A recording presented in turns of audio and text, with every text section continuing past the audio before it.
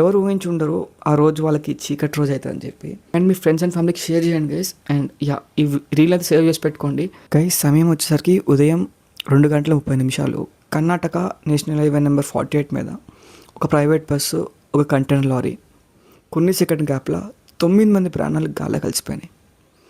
ఈ incident 25 December 2025 రోజు అయ్యింది. అసలు ఏమైంది ఏంటి అంటే, కర్ణాటక నుంచి గోకర్ణకి ఒక స్లీపర్ బస్ స్టార్ట్ అయింది. ఆ బస్సులో చాలామంది ఉన్నారు, అంటే ఫ్యామిలీస్ ఉన్నాయి అండ్ ఐటీ ఎంప్లాయీస్ ఉన్నారు.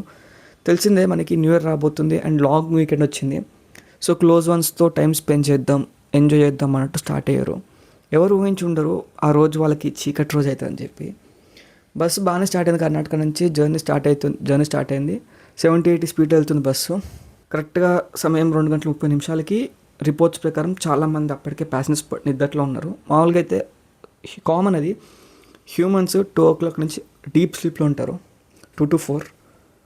సో అటుగా మామూలుగా ఈ చిత్రదుర్గ్ డిస్ట్రిక్ట్ ఎంటర్ అయింది బస్ అయితే.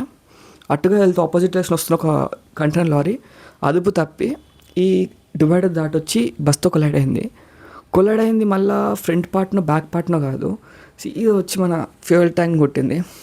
ఆ కొట్టడం వల్ల అంటుకుపోయింది గైస్.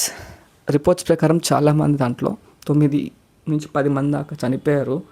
ఆ చనిపోయింది కూడా ధ్వంసం అయిపోయారు మంటల్లో. అండ్ ఇది నిజంగా చాలా బాధాకరమైన విషయము. సో ఇలాంటి కాకూడదు అనుకుంటే నేను కంప్లీట్ వీడియో మన యూట్యూబ్లో అప్లోడ్ చేస్తారు, ఫుల్ లెంత్ వీడియో.